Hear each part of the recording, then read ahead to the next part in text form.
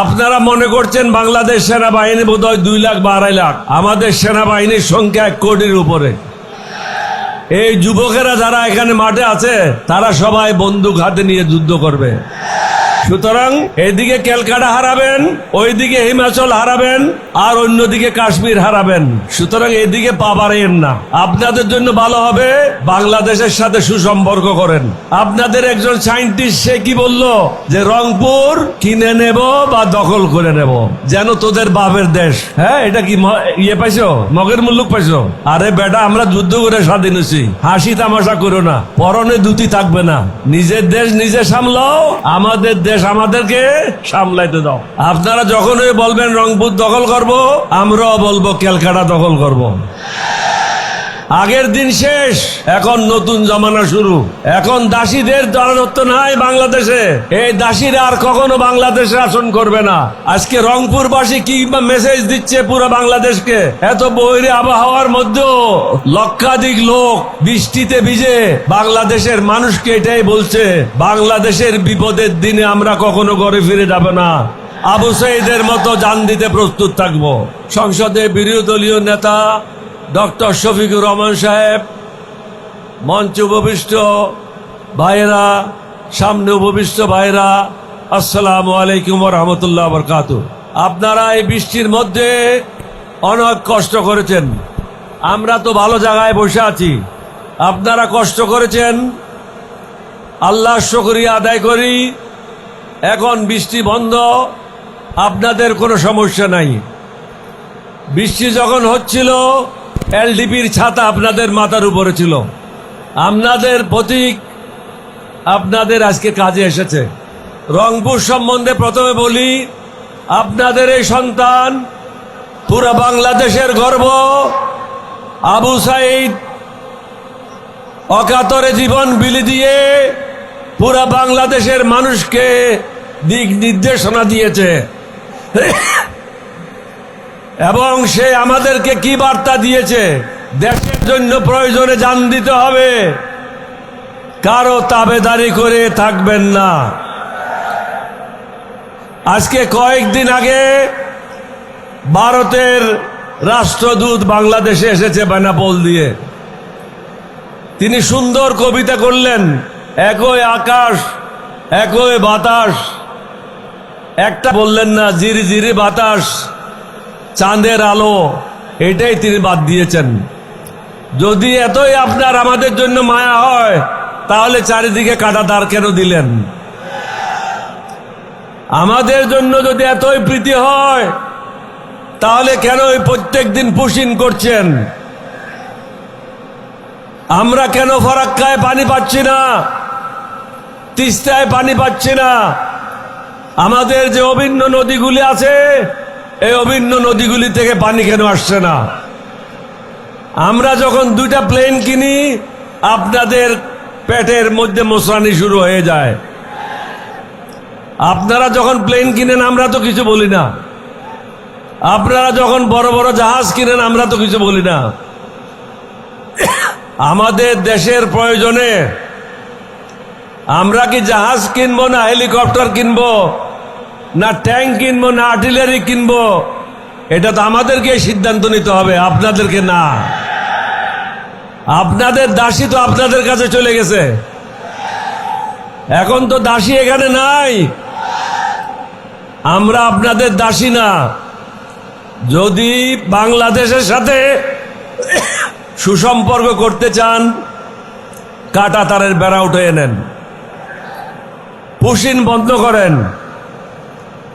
আর কখনো বলবেন না রংপুর দখল করে নেব।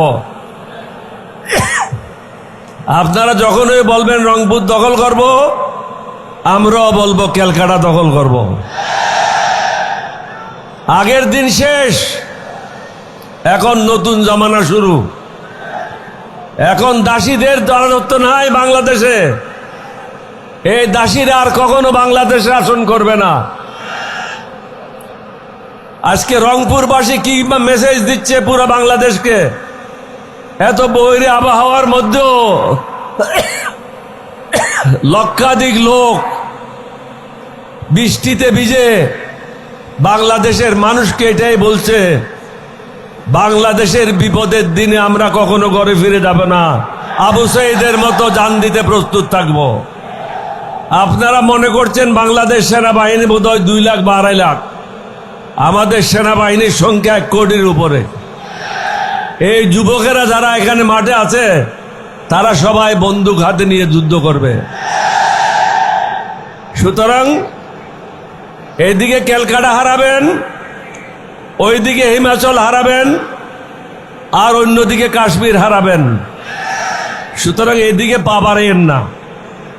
আপনাদের জন্য ভালো হবে বাংলাদেশের সাথে সুসম্পর্ক করেন। আমরা কখনো বলি নাই আপনাদের বিরুদ্ধে এটা করব, এটা করব, ওইটা করব। আমরা চাই আমরা সুন্দরভাবে আমাদের ঘরটা পরিচালনা করি, এখানে যেন কেউ দাদাগিরি না করে। এই জামাত ইসলাম যারা আজকে নেতৃত্ব দিচ্ছে তারা তো 2001 সালে বেগম জিয়ার সাথে সরকারে ছিল। তাদের সময় কি আপনাদের বিরুদ্ধে কোনো কাজ করেছে? করে নাই। এখানে মঞ্চে যারা আছে প্রত্যেকের দল কোনো না কোনো সময় ঐক্য জোটের মাধ্যমে সরকারে ছিল। আমরা তো কখনো ভারতের বিরুদ্ধে কথা বলি নাই। আজকে কেন বলছি? কারণ আপনাদের ইউটিউবেরা, আপনাদের একজন সায়েন্টিস্ট সে কি বলল যে রংপুর কিনে নেব বা দখল করে নেব, যেন তোদের বাপের দেশ। হ্যাঁ, এটা কি ইয়ে পাইছো, মগের মুল্লুক পাইছো? আরে বেটা, আমরা যুদ্ধ করে স্বাধীন হয়েছি। হাসি তামাশা করো না, পরনে দুটি থাকবে না। নিজের দেশ নিজে সামলাও, আমাদের দেশ আমাদেরকে সামলাইতে দাও।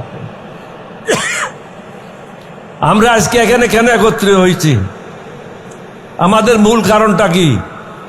জনমত গড়ে তোলার জন্য আমরা ধারে ধারে বিভিন্ন জায়গায় যাচ্ছি। উদ্দেশ্যটা কি? আপনাদের ক্ষমতা আপনাদেরকে ফিরিয়ে দেওয়া। এখানে কোনো মন্ত্রীর জন্য না, কোনো গাড়ির জন্য না, বাড়ির জন্য না। জনগণের ক্ষমতা জনগণকে ফিরিয়ে দিয়ে মানবতার বাংলাদেশ, সুশাসন বাংলাদেশ এবং শান্তি সুখের বাংলাদেশ, যেখানে চাঁদাবাজি থাকবে না, অন্যায় থাকবে না, অবিচার থাকবে না। মানুষ সব নিজে কর্মকাণ্ড নিয়ে সুখে শান্তিতে বসবাস করবে। মাননীয় প্রধানমন্ত্রীকে বলবো, আপনিও এই রংপুরে বলে গিয়েছিলেন, জনগণকে আবেদন করেছিলেন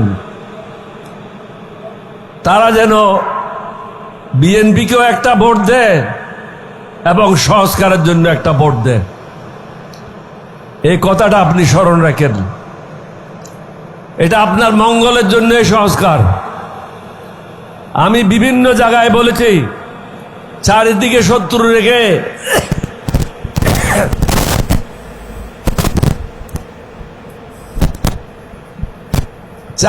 শত্রু রেখে আপনি দেশ পরিচালনা করতে পারবেন না। আমি আগেও বলেছি, আমরা তো এখন বিভাগীয় পর্যায়ে করছি, এরপরে জেলা পর্যায়ে হবে, এরপরে একসাথে সমগ্র উপজেলায় হবে, পুরো বাংলাদেশ বন্ধ করে দেওয়া হবে। তখন কোথায় যাবেন?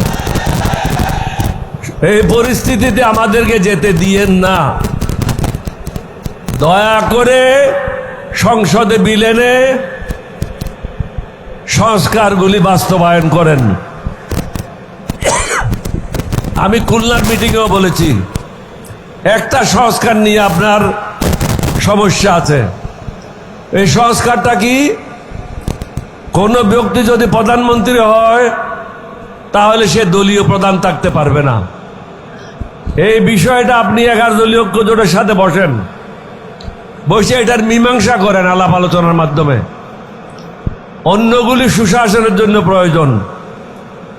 বর্তমান নির্বাচন কমিশনার যদি থাকে,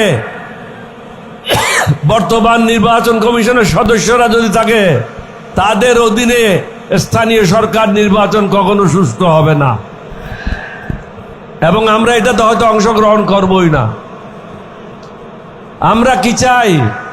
একটা কমিটির মাধ্যমে সমস্ত জায়গায় পদায়ন করা হবে। হাইকোর্ট হোক, সুপ্রিম কোর্ট হোক, একজন রাষ্ট্রদূত হোক, পাবলিক সার্ভিস কমিশন হোক, দুদক হোক, নির্বাচন কমিশন হোক, অর্থাৎ সংবিধানের যে সমস্ত পদগুলি আছে সমস্ত পদগুলিতে একটা কমিটির মাধ্যমে যাচাই বাছাই করে পদায়ন করা হবে। আমরা তো আমাদের জন্য কিছু বলছি না। আজকে আপনি ক্ষমতায় আছেন, কালকে বিরোধী দলে আসবেন, তখন আপনার অবস্থা কি হবে? সুতরাং ভেবে চিন্তে কাজ করেন। আমার অনুরোধ থাকবে, এই বৃহত্তর রংপুরবাসী যারা এখানে একত্রিত হয়েছে, লক্ষাধিক লোক, তারা সবাই এক বাক্যে বলছে এই সংস্কার আমরা চাই, মানবতার বাংলাদেশ চাই। আপনারা কি মানবতার বাংলাদেশ চান? সুশাসন চান? একটু হাত তুলে দেখান না। টেলিভিশনে একটু ফটোটা উঠাক, টেলিভিশনে ফটোটা উঠে তারেক রহমান দেখতে পারবে। মানুষ কি চায় তাকে দেখতে হবে। আপনাদের সবাইকে ধন্যবাদ। বাংলাদেশ জিন্দাবাদ। আসসালামু আলাইকুম ওয়া রাহমাতুল্লাহি ওয়া বারাকাতুহু।